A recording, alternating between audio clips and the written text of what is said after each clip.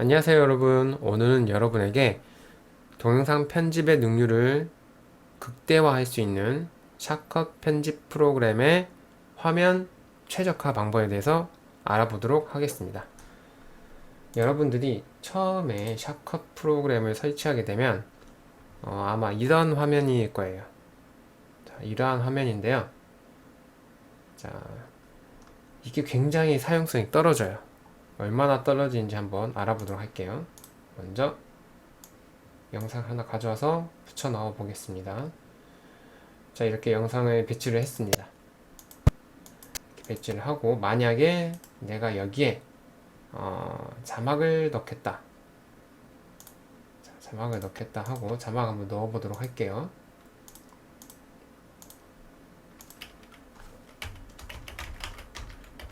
일부에 안녕 하고, 자, 자막을 끌어다가 넣었어요. 이렇게 해서, 자, 이렇게 자막이 들어갔죠. 그럼 만약에 내가 여기에서 자막의 크기를 이렇게 변하게끔 하겠다 하고 이제 키프레임을 추가하려고 해요. 그래서 처음 시작할 때는 이 크기였다가 나중에 되면 뭐 크게끔 만들겠다 해서, 자, 여기서는 크기를 키우는 게 아니라 위치를 조정하도록 할게요. 위치를 예를 들어서 나중에 여기로 가게끔 하겠다. 처음에 여기서 시작해서 동영상이 재생됐어 여기로 움직이게끔 하겠다.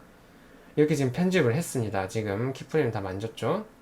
자, 그러면 이제 타임라인 돌아가서 재생해보면, 자, 이런 식으로 보셨죠? 우리가 작업한 대로, 의도한 대로 됐는데, 만약에 조금 여기까지 올리는 게 아니라 한 여기까지 올려보겠다 해가지고, 그러려면 제가 키프레임 조절을 해야 되겠죠. 여기까지 왔을 때 여기 위치가 아니라 이 위치다 하면, 자, 여기까지 조절을 했어요. 그래서 다시 재생해보면, 자, 역시나 우리가 의도한 대로 여기까지 올라갔습니다.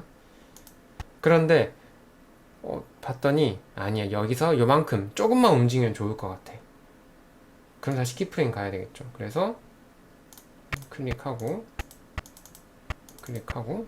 얘를 요만큼만 움직이자 했습니다. 그럼 이제 재생을 해보면, 자,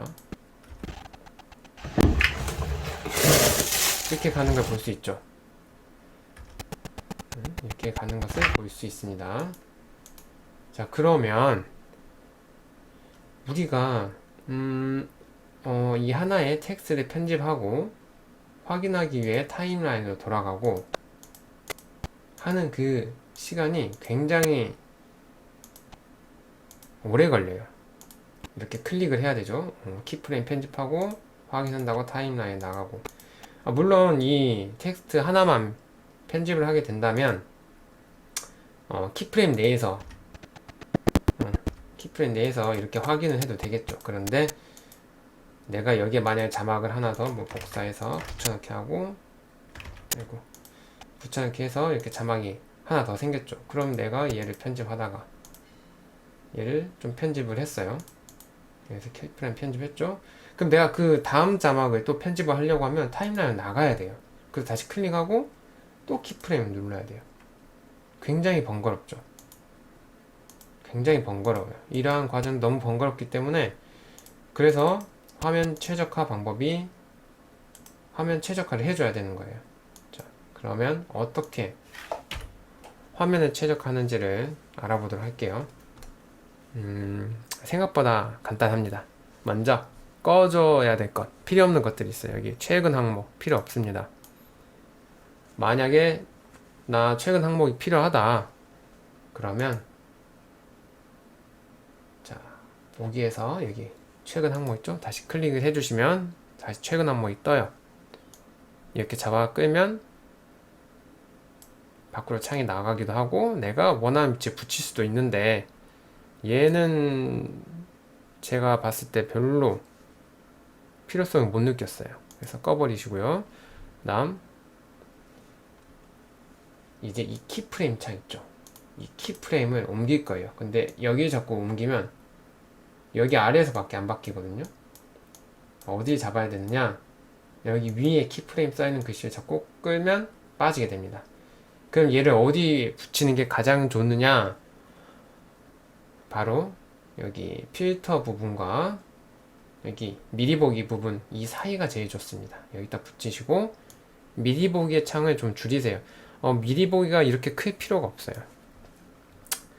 클 필요가 없기 때문에 미리 보기를 이만큼 줄이시고, 오디오 피크 측정은 그래도 좀 있으면 좋으니까 이만큼 해주세요. 네, 얇게 이렇게 만져주시면 됩니다. 다음 이 키프레임 창은 좀 크면 클수록 좋아요. 그리고 필터 창은 좀 과도하게 크기 때문에 이 정도 이렇게 유지를 하고 아까 친과 같은 작업을 한번 해보도록 할게요. 자, 이 상태죠. 그럼 여기서 트랙을 하나 삽입을 하고 여기에 이제 텍스트 하나 넣을게요.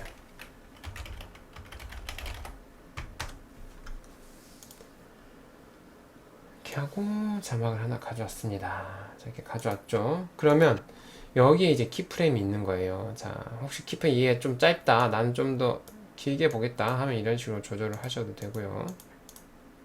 옆에 있는 거 이거 누르면 최적의 크기로 맞춰줍니다. 자, 아직 이 텍스트 쪽으로 이 재생 바가 가지 않았기 때문에 이 키프레임에서는 이 위치가 제일 앞이에요. 그런데 클릭 하다가 딱 가면 그때부터 키프레임에서 이 재생 바도 움직이게 되죠. 얘를 움직이면 여기 아래도 움직입니다. 아래로 움직이면 얘 위도 움직이고요. 끝으로 가면 자막이 있는 부분을 벗어났기 때문에 더 이상 키프레임이 움직이지 않는 것을 알 수 있어요. 자, 그래서 이렇게 한 다음에 이제 잠깐만요. 자, 그래서 이제 나는 처음에 시작할 때 이 부분에서 시작해서 자막이 여기 위에까지 올라가게 하겠다 하면 클릭하고 키프레임 주시고요. 자, 얘를 왼쪽 넘겨서 여기까지 하고 여기서 이렇게 움직이면 키프레임 새로 찍히게 되겠죠. 자, 이 상태에서 재생하면 자막이 이렇게 맞춰서 올라가는 것을 알 수 있어요. 우리가 그 다음 자막을 만약에 작업을 하게 된다고 하더라도 아까 진처럼 키프레임 또는 타임라인 창으로 나갔다가 들어오는 그런 번거로운 일을 할 필요가 전혀 없게 됩니다. 그래서 이런 식으로 화면 배치를 하는 게 가장 좋고요. 샤커 프로그램이 아닌 유료 프로그램들이 있어요. 뭐 프리미어 프로, 이러한 프로그램들은 대부분 이러한 화면들을 채용을 하고 있어요. 이렇게. 그렇기 때문에 유료 프로그램이 그러한 화면을 채용한다는 얘기는 가장 최적이기 때문에 그런 화면을 쓴다는 얘기겠죠. 그렇기 때문에 여러분들도 굳이 여기 아래에서 왔다 갔다 하면서 하지 말고 이곳으로 옮기도록 하세요.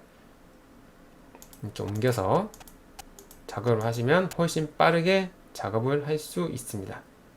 그런데 만약에 나는 이런 화면 구성이 너무 싫다, 그냥 아까가 좋았다 이러신 분들은 편집이 아닌 보기에서 레이아웃으로 간 다음에 기본 레이아웃으로 복구가 있어요.